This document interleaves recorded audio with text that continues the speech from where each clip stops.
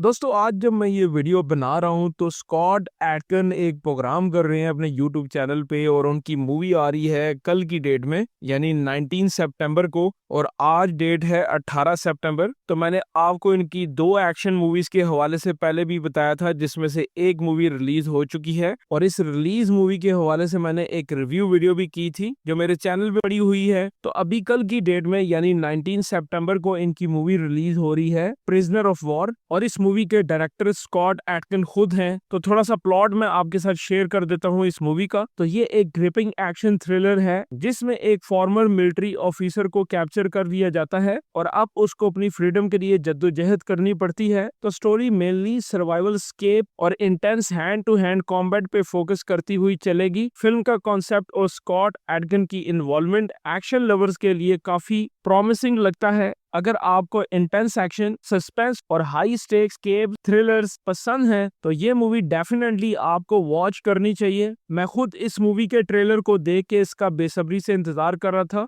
क्योंकि ट्रेलर को देख के इस मूवी की वाइब स्कॉट एटकिन की पुरानी मूवी अनडिस्प्यूटेड की तरह कुछ आती है, लेकिन इतना मुझे पता है कि इस मूवी की स्टोरी उससे कुछ डिफरेंट होने वाली है। तो इसके अलावा कुछ और मूवीज आ रही हैं अगली वीडियो में आपके साथ शेयर करता हूँ। काफी न्यूज जमा हुई है जो आपके साथ मैंने शेयर करनी है। वीडियो अच्छी लगे तो लाइक करें। मिलते हैं अगली वीडियो में, तब तक के लिए इजाजत।